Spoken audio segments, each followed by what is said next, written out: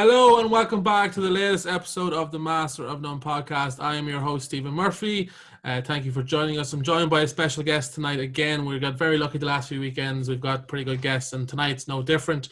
We are joined by Connacht forwards coach Jimmy Duffy. Jimmy, thank you very much for joining us. How are you? I'm good. Thanks, Stephen. Looking forward to getting into it. Yeah, exactly. So Jimmy, anyone who isn't aware, Jimmy is, as I said, current forwards coach for Connacht, has been since 2015. Before that, Jimmy was with the under-20s for several years. Also been assistant coach to Nigel Carlin and the Connacht Eagles, along with the Ireland under-18s. As a player, Jimmy represented Connacht on more than 20 occasions. Also played for the Barbarians, Combined Provinces, Ireland under-21s, and Ireland A. I think that sums it up nicely, Jimmy, or did I leave anything out? I think that's enough. That's enough. Jimmy, obviously, we'll start off with the coaching side of things. Obviously, a bit of a backdrop on you, and then we'll work up, obviously, towards the upcoming European clashes, which I'm sure everybody wants to know about. But your own self, personally, how did you get into coaching? Look, I think I had to retire pretty much. I think it was back end of 98, start of 99 season. I had a suspected heart condition, which stopped me in my tracks pretty much at the start. So I kind of finished up then. I didn't really do much for a couple of years, and it was actually Mick Grealish. I'm not sure if you know Mick. He used to be involved with Boys Club in Galway there. He just asked me would I give a hand out, and Jimmy Lawless, a neighbour of mine as well, was involved with Boys Club. So both of them kind of asked me would I give a hand out in coaching. So fell into it really by accident, and I loved it from the start. So it kind of kicked off from there, and then I suppose did a bit with Corinthians and Connemara and a few other sides around. So I'm fortunate enough then to get a job with Connacht. Then I think Tommy Keneally was involved at the time, so Tommy had asked me, or not asked me, I suppose, who he interviewed for it, and he was asked me would I like to do the job. So I was delighted, and the rest is history. So I'm 20 plus years at it now, so I'm still loving it, which is cool. That's great, yeah. And not a lot of people can say that about their jobs 20 years in. So you weren't thinking about coaching at all before you retired as a player? Like, was it something you had in the back of your mind for the future?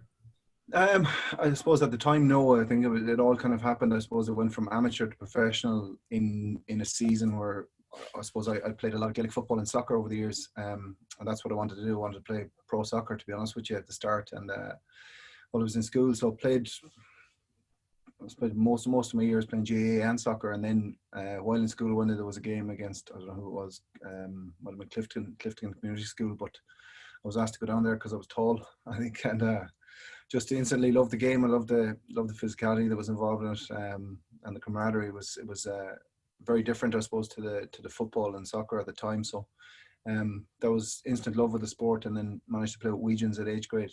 I thoroughly enjoyed all my time, but I suppose from professional playing to it had just gone professional that year previous, around that 95-96 season. So we were part-time rugby players, I suppose, really with a professional name. But the game accelerated so quickly and became so professional so quickly. I only had 2.5-3 years before I was told I had to stop. So I was probably extremely disappointed is probably an understatement. I think when it finished, I didn't have any thoughts of coaching or anything. I just wanted to play, and I wanted to play at the highest level. And was fortunate enough, as I said, to get a representative stuff at the time. Warren Gatlin was Connacht coach. He gave me my first contract, and then we had Glenn Ross thereafter, and then the following season, then I had retired, or had to retire. So it was all kind of happened in a pretty fast flash, really. And as I say, it wasn't until I was approached by a neighbour and a friend to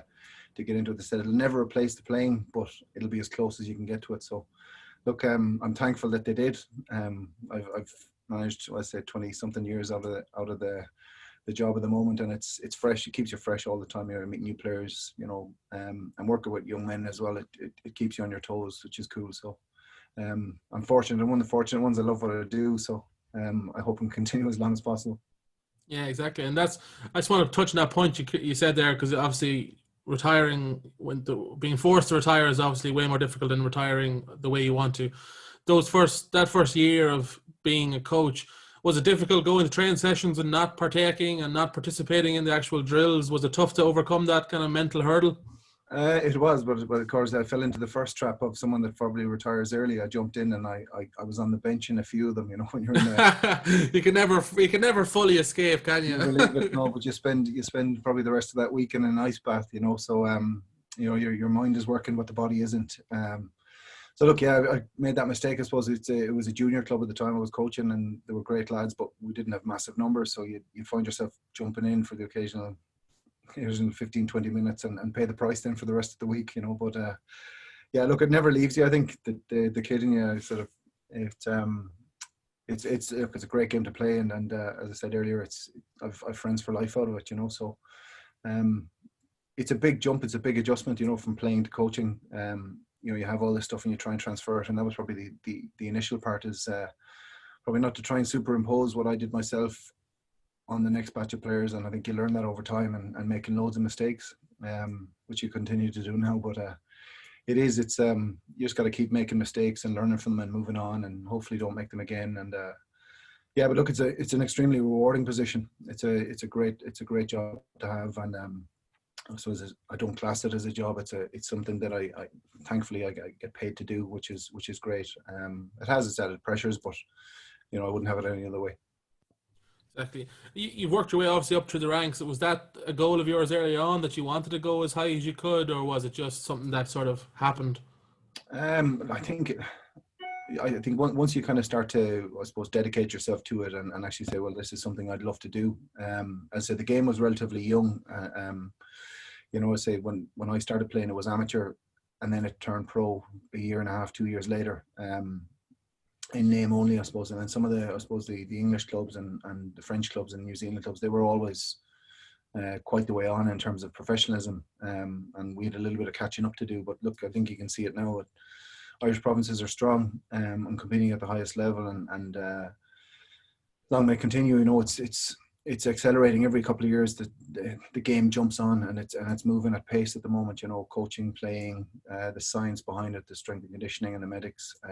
Everything is accelerating, which is good. It's relatively new as a professional sport. You know, it's only 95. I know some of your listeners won't have been born that time, but it's only 20 something years old as a profession.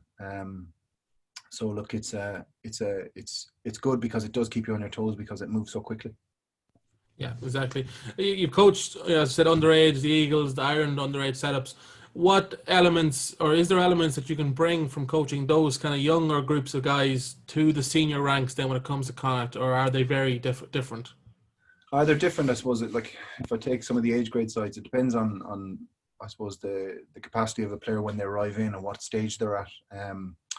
The one thing that is true is, I suppose, kind of having coached across kind of All Ireland League and junior rugby and schools rugby, is that and you mentioned the age grade stuff in Connacht and in the national group, is just dealing with the person. You know, you're dealing with people at the end of the day. So the better you are at relationships, the better your outcome is on the far side. You know, so you can have all the technical expertise you like in the world, but it's for me, the best coaches I've worked with and against are people that have got great relationship skills, and they can build that rapport with the players and find out what makes that player tick so he can perform on the pitch. And I think if I learned anything in my early years, it was that, and how important that is. And the further I get along in my career, the more important it becomes. As I said, the game is moving on technically and tactically very, very quickly, and there's massive adjustments in terms of laws every year. But the one thing that remains true is, you know, you're dealing with people, and the better you are at that, the better your outcome will be on the far side. Yeah, exactly. I've often thought about this when it comes to, because the amount of coaches you hear, and they always say they're constantly learning and constantly adapting, because you have to. Is there anything that when you started coaching you firmly believed in when it came to, say, a coaching, you know, philosophy, that now when you look back you were like, that was completely wrong? Is there something like that has changed, or does it fairly stay the same? No, it doesn't. It has evolved. Like, coaching as well is a relatively new phenomenon in rugby. But you have to keep evolving, and you have to keep looking at different ways of doing things. And like I said, the goal isn't the mistakes. It's when you have your biggest failings in your career to date, which are classed as failings. But when you do step back and you regress from the hurt at the time, that's where the real growth is. You know, so I suppose I've narrowed a circle of people that I would confide in and ask questions of, and trust that they would give me good and honest feedback. And I think that's what you probably have to keep doing. There's no one going to be as hard on you as you are on yourself. So it's about finding the balance there. And I think that I suppose the longer I do it, I wouldn't say it gets easier, but you can spot the problems arising before they come. But yeah, it's continually looking at stuff that can give you a little bit of an edge. So lockdown, I suppose it wasn't pleasant for anybody, but it did give us as an opportunity, I suppose, as coaches to focus on some projects that were pretty pertinent for our own specific areas. So I got a lot out of those, and I'm probably kept up those relationships since, and try and get some more benefit in the next couple of months. Yeah, you mentioned there that obviously trying to take the positives out of, say, losing a big game or failures, as people call them. How long does that process take? Because obviously you're hugely invested emotionally, and because you see these boys every day. If they lose a big game at the weekend, say they lose a game on a Sunday, I'm assuming there is a period of like, damn, that's unfortunate. I don't like that, whatever. How long does it take then for you to start actually being, okay, let's look at the positive side of things and let's try and take some positives? Yeah, look, I think probably it's something that's particularly prevalent with this coaching group that we're working with at the moment, that as a group, we genuinely do try and focus on those positives. There's always something to fix. But there's things that you can't control, like we'll say weather is a nightmare. Like we just had a really good 5-point win against, or 5-point bonus point win against Treviso on the weekend, but the weather was horrendous. Like the gusts of wind were up to 65 kilometers an hour at some stages, so you're like, right, that's line out the window. So you can't be worrying about that, but the scrum becomes massively important. And then our ability to convert points in that final third of the pitch, and how strong your defense is in those elements. And when you review it on kind of those kind of headings, we were extremely happy with that result against Treviso. And I think, you got to push yourself to look for the things you're good at and build on them, and then the things that need attention, zone in on them pretty quickly. And I think that's probably something I've learned over the years, is that you find out very quickly what's important, and you can, spend your day worrying about 1,000 things, but you actually go, well, what's the most important thing for us to address today? What's the most important strength that we've had? We need to build on and keep it at that. So look, we have a certain way of playing the game, which we feel is working for us, and we just keep investing in that and the good that's around that. Yeah. I'd like to know kind of what goes into when you start planning sessions, because, for training sessions and whatnot. Do you is there weekly goals, daily goals? Are there stuff like that being set, or is it certain aspects are just trying to be worked on throughout the week?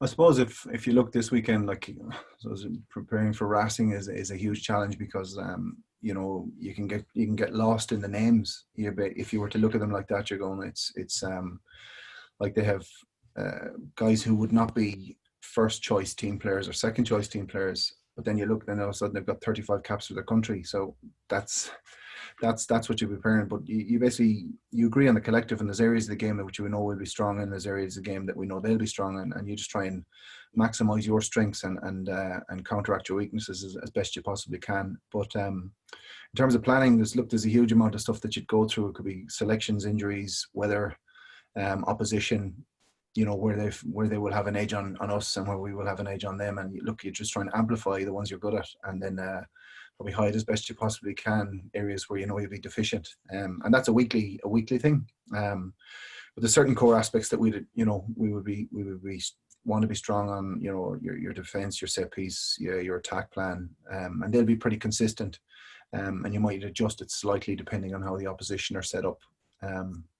So there's a lot of hours that goes into previewing an opposition. So I'm we'll say halfway through the last game of Bristol, and that's out of 5 matches. So you probably have 5 games in advance to find opportunities for us to attack and counteractly then defensively look, make sure that they don't capitalize on it. And it's the same for the opposition side. So look, there's a huge amount of work and time and effort that goes into the planning just to get down to the 60-minute session you get on the pitch, which we had today. So there's a lot of hours that goes in to get a small output at the end, which is cool.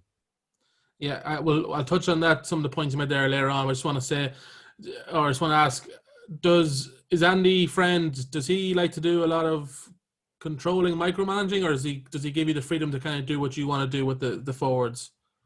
No, he's very good. I suppose he allows us to do what we need to do, and he knows the game, so he can come in there and have a chat with a player on a specific aspect, but look, brilliant support to me, allows me to do what I need to get done to be prepared as best we can for the weekend, and look, he's a very supportive coach, and I think the players respond to that as well. So look, it's in any coaching job, it's a heavy workload. You find yourself constantly looking, where can we be hurt, where can we hurt them, and it's an evolving process, and the more joined up you are and the more kind of cohesive you are as a coaching group, the better it is for everybody. But yeah, look, he's great to work with, and he knows his stuff too, which helps. So when the lads are chatting to him, they know he knows what he's on about, which is important. Yeah. The last thing, the coaching side thing, just communication in general, Jimmy. How important is that when it comes to like sessions during the week? Do you set out to start and kind of communicate what you want the team to learn from this session, or is it afterwards, or what's the communication cycle like when it comes to these sessions? I suppose, look, I think obviously the respective coaches will catch up with key individuals throughout the week, I suppose, but the heavy work in terms of installation to be done on a Monday, where you'll basically show out the attack and defensive strategies. You may have a set piece focus for the week. You just want to drop that in. But I think probably the strength of the good sides and the great sides is when you have people who lead those respective areas, so it'll be a scrum captain, a line-out captain, a line-out defence captain, people who are championing being really responsible for their areas. And if you can, I suppose, let those people kind of lead those respective areas, it spreads the load. Probably something I learned over the years is, like, when I started coaching, I know first professional job, I think I used to show probably 100 clips to people, and then you're kind of going, well, that's not relevant, because it's not relevant to you if you're playing loose head prop, that you know what the line out pictures are. You just need to know what your job is. So it'll be generally big rocks, and then I'll catch up with the individuals. It'll be the same for Andy and Pete and Nige.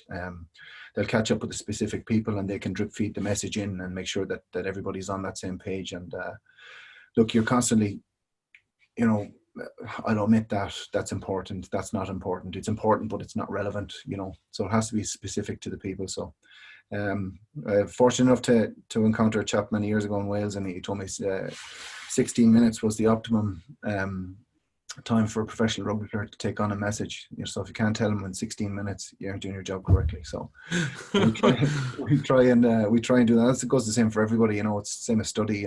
15 minutes, take a break. 15 minutes, take a break, and you can genuinely focus. But I think, like that, if I look at here, it's on the corner of my thing. So the Bristol preview, there's 5 games. There might be 60 lineouts, 40 scrums, multiple phase attacks, multiple phase defenses, and each coach would look at their area and try and hone in on stuff you need to be aware of. But if I showed that to everybody, you'd lose them in the details. So it's just, this is the big rock. This is how we beat them defensively, attack wise, and Pete, Nige, Andy, myself, we'll all try and do that as efficiently as possible. Yeah, so it's a good point, because you can throw too much information, basically. Is that what you're saying? Some players just can't take on. There's so many things going on at one stage. Yeah. Is probably, that makes sense. I think I couldn't possibly have a Connacht coach on and not talk about the 2016 season. I'd be lynched by all the Connacht supporters. We'll start off but Pat Lam, obviously, incredible coach. Just what was it like coaching under someone like Pat Lam? Just how special was he? Because by all accounts, he was pretty special.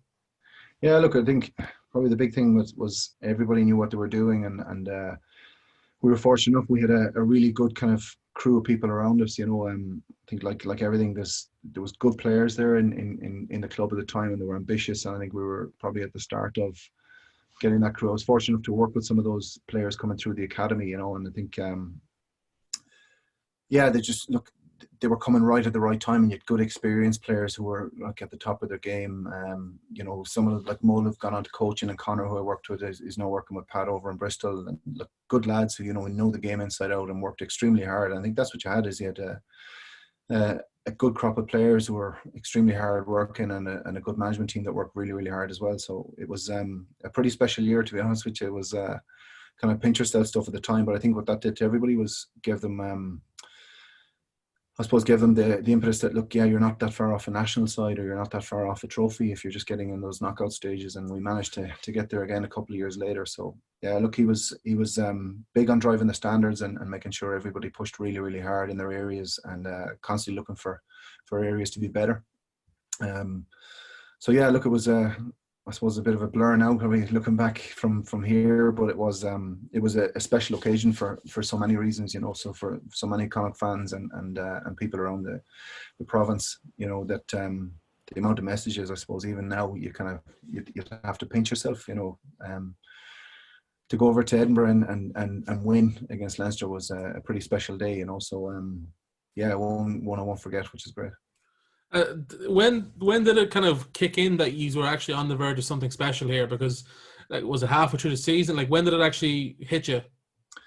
I think, look, I suppose when you're for me as a coach anyway, it was very much a case of we had a lot of very, very good players who were really, really good at their job, genuinely good at their job, and real competitors. And I think you had quality players across the board, you know. So like we had 3 tight heads that at the time, or 4 tight heads, sorry, at the time, but 3 of which would go on to play international rugby.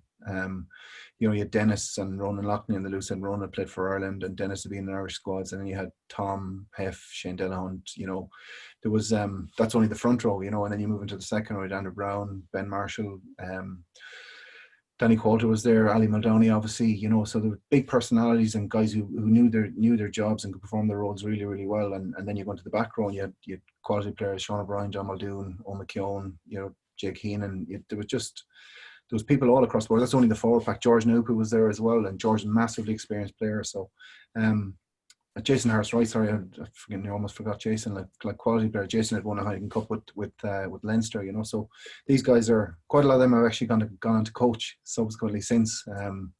But, you know, fellas who thought deeply about the game and worked really, really hard for each other. So look, it was a pleasure to be involved with that group, and a huge honour.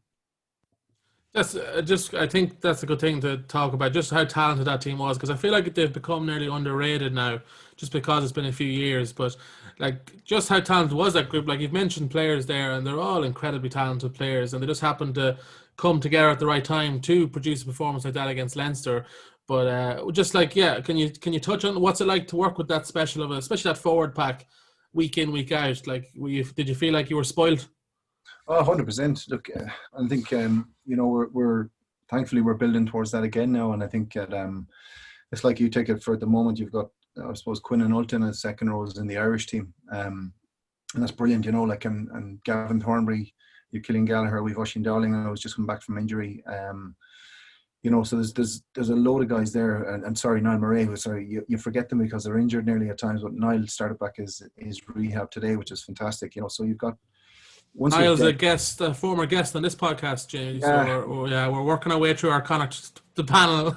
Yeah. Well, look, he's like, and Niall was flying it, like, you know. So came in as a young fella last year from the academy and performed extremely well. What it does is, Stephen, it allows you to improve the quality of your training, and your training is good. Then, you know, we try to make it as probably as hard, if not harder, in training than we will for the games. And I think when you can do that, then I suppose competition gets better, decision making gets better, everything rises, really, you know. So we've had our fair share of injuries, particularly in that lock spot, but look, they're coming back now, and things are getting better, you know. We've had, like, Owen Masterson as deputised brilliantly. He's gone from the 6th position into the second row and done brilliantly well for us. So look, it does to probably, I'm going around in circles to answer your question, but when the competition is that good, you just got to make sure you're saying the right things to the right players, and those guys knew what they were doing. All you got to do on occasion is check in, see how they're going, and you say, if you're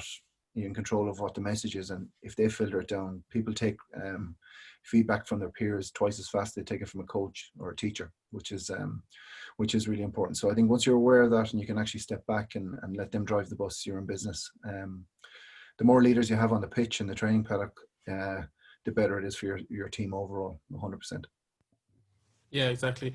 A tactic that seemed to be used quite a lot in 2016 was Bundy sometimes would pack down at 8. Was that a tactic that you come up with? And we haven't seen it in the last while. Is that for a particular reason? No, I can't remember. I think, but Like Bundy actually knows what he's doing up front as well, which is another thing. Look, he's extremely explosive and he loves it. He likes to stick himself into the odd maul here and there, but I'm quite happy because he knows what he's doing.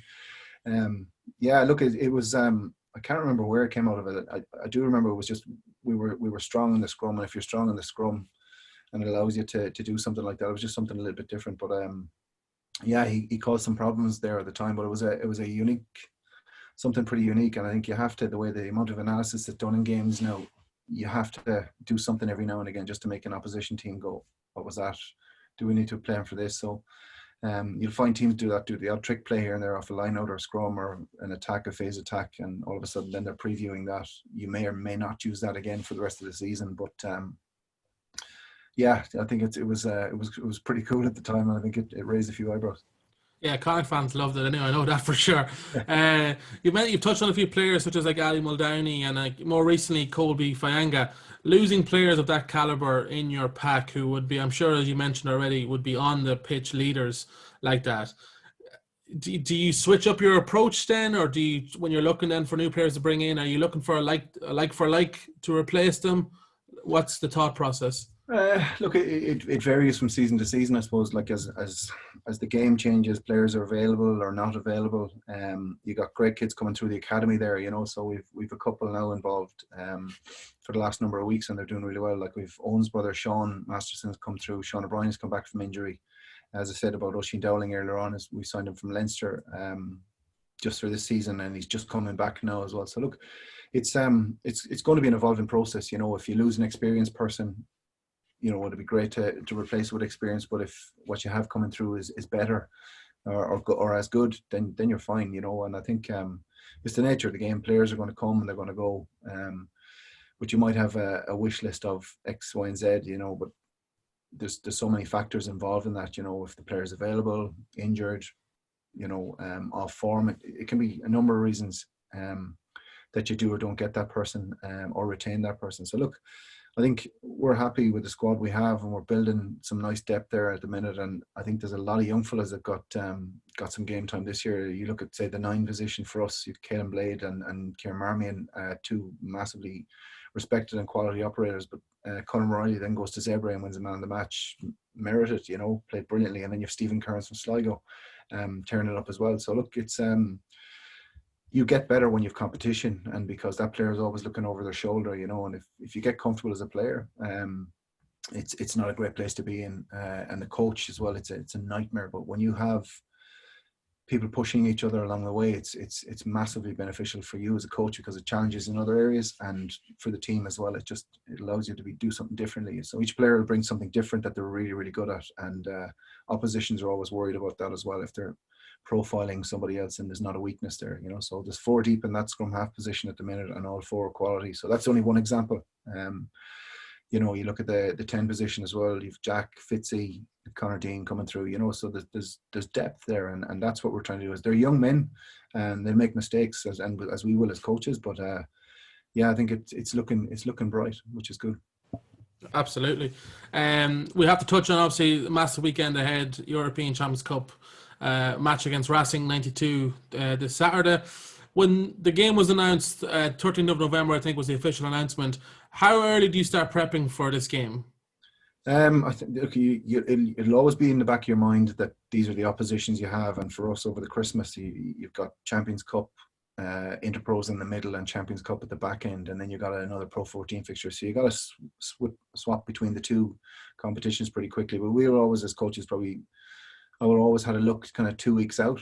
You try and stay, because sometimes you get pretty muddled. You might talk about a player that you're playing against in 2 weeks' time to the lads, and they're looking at you, you've got 2 heads, you know. But we would preview them always the week before the game, the weekend of the game as such. So we'll preview Bristol now on the weekend, as they will do us. So you just have the plan as a coach is ready to go. The players are just focused on the Racing game. So it'll be the Monday or the day one is where we kind of start dropping the information into the players. But you as a coach, you'll be finished probably 4 or 5 days before that meeting, just to make sure. And then you'll meet and just agree and disagree on tactics for the week after. And then you'll train maybe 2 days, and then you select your team for that weekend. So yeah, probably about 8 to 10 days before the fixture, I'll always have it finished.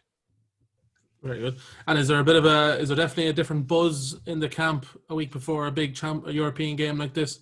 Yeah, look, I suppose you'd be lying if you said no. Like everybody wants to play in the games, but I think what we're very much trying to drill in is that it doesn't really matter who we're playing. That's the next most important game, you know. So, like last week, Treviso was the most important game, and then once that's over and you review it, then you're straight on to Racing. Like human nature will just go, this is a huge match, huge encounter, but we're very much focused on our domestic competition, which is Pro 14, and then straight into Champions Cup. But you prepare equally as well for all. And you expect to do as well as you can in all competitions. So, yeah, firmly focused on Racing now. I said the coaches will have a look, obviously, at Bristol, and we'll meet about that before the game the next day. But, yeah, the players, massive occasion. You know, it's going to a very cool stadium, La Défense Arena, and then obviously playing against world-class talent, you know. So, yeah, it'll be a special occasion. Just a pity people can't attend, which is tough, which is really I know, tough. especially for the return fixture in sports grounds, that would be incredible atmosphere. But look, it is what it is. The build up to this game, because obviously it's going to be a hugely physical game, just because of the Racing pack, or they're a big pack. What in training do you up the physicality in training and preparation, or do you taper off like like boxers would do before a fight? They would taper off towards the end of it. What do you do in camp? Yeah, I think, look, probably the first day is just, kind of a heavy information day in terms of defense strategy, attack strategy, and set piece strategy, and you just kind of get those elements in early in the week, and then the following day is your big training day where you'd be pretty heavy. So you'd have your scrums, your mauls, your defensive kind of micro stuff, and your attack stuff. Just get that plan nailed away. Select your side, then they'll have a down day. Select your side, and you come back in and train then a really high tempo before the game.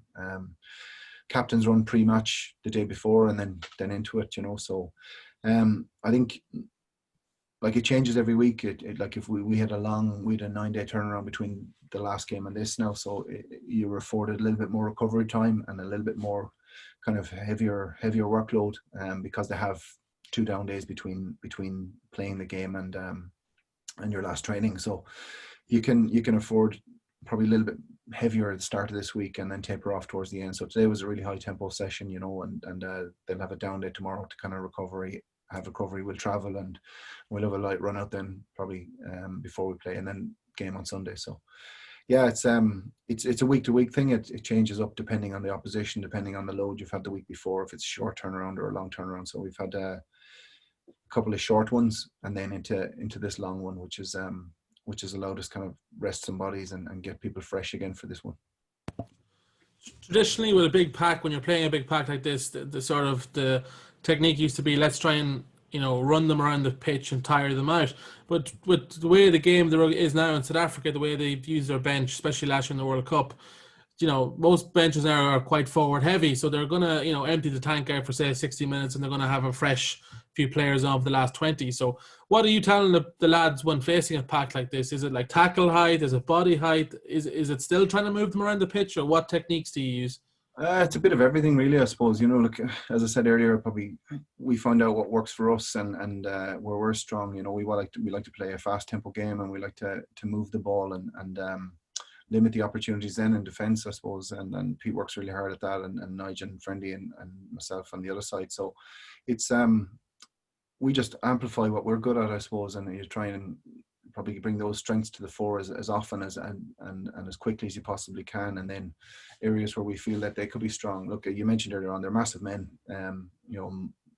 massive amount of international caps in that group, so you're looking at world-class names. But as I said earlier on, if you start focusing on that, you drift. For us, it's about the collective and what we as a squad of 23 can bring to the weekend in terms of being really, really good and efficient at what we're good at, and then nullifying their threats as well.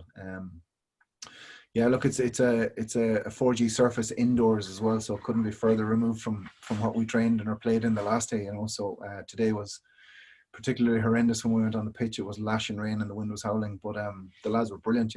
They've trained really well, really buzz about the place, and I think having the win last week, that lifts everybody's mood as well. So they're really focused and really looking forward to the occasion. So that's actually a great segue to my next question, because my next question was, preparing for a game in an indoor arena where conditions are going to be perfect, and then preparing for a game on the sports grounds where I don't think conditions have ever been perfect, that's obviously very two different things. What are the differences when you're preparing a pack for, a ground that isn't going to be wet and, mucky?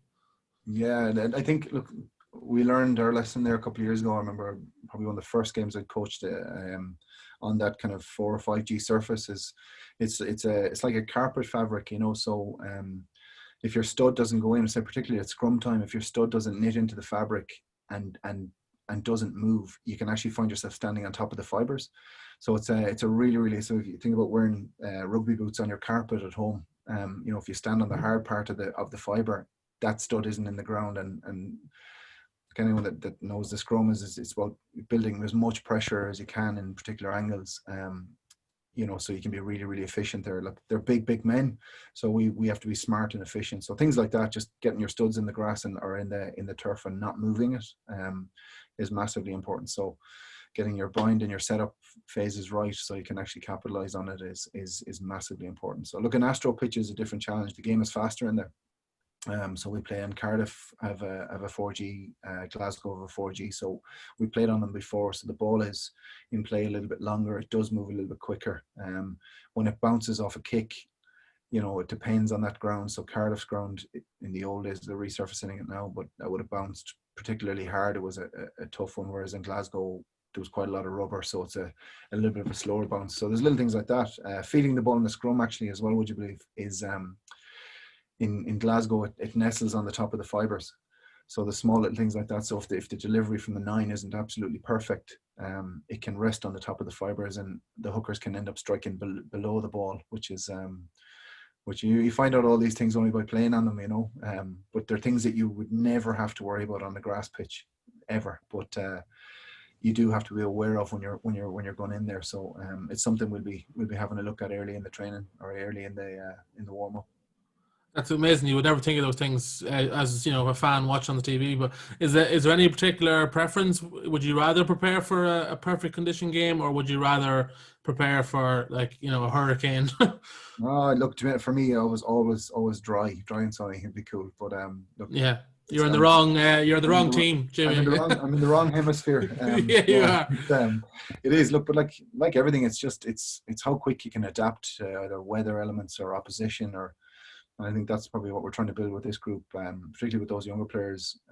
You got some great leaders coming through, like Paul Boyle has come through and he's playing brilliantly while Owen Masterson is there. Like they're very experienced young men, which is cool. Ultan Delan as well, is really jumping up, and that's only kind of a couple of guys up front, and then you've got Jack Carty and Kieran Marmy and Caelan Blade. Like, these guys have a lot of experience, and they're young guys, which is phenomenal, So it augurs well for the club going forward, that these guys have that depth of experience and they're still young, which is quality, So yeah, it's nice to play in the dry. It is nice to play in the dry, but look, it's also good. Nice. I said I won't complain. I suppose after lockdown, you won't complain about playing in anything, to be honest with you. Yeah, true. It's just nice to be back playing football. I think probably the big one that everybody's missing is just the supporters, and I know they're hurting, and but yeah, hopefully we can give a good account of ourselves on Sunday and give them something to be proud of. 100%. Obviously, we have to talk about the Bristol game too, because they're no slouches by any means, obviously, after winning last year as well.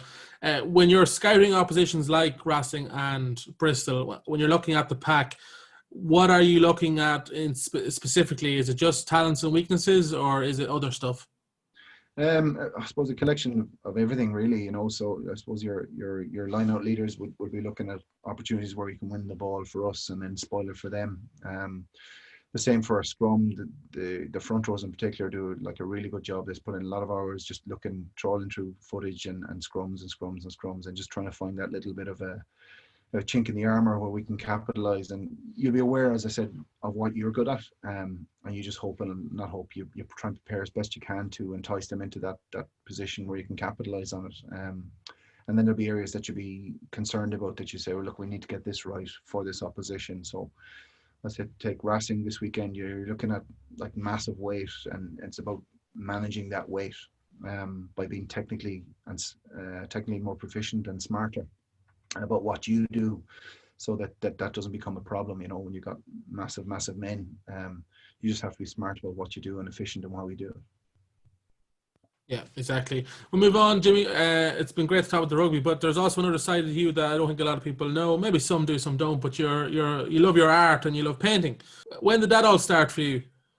I suppose it's probably a bit of a funny one, So I like boxing, I like rugby, and I like art, or abstract art in particular. But look, I did it probably in the shadows for most of my life. So my friends and my family didn't even know. So it was just something I just probably found myself radiating towards. I did a little bit in junior cert in school, where it was classes after school. So I did that for a year, and then I kind of dropped out. So I was playing too much kind of football and soccer and rugby to give it too much time. But yeah, look, it's a good release. It's nice when you're finished. So I'll finish I'll finish reviewing the session, and then you're still in rugby mode. So it's nice to have something that breaks that cycle, and just something that I do for myself.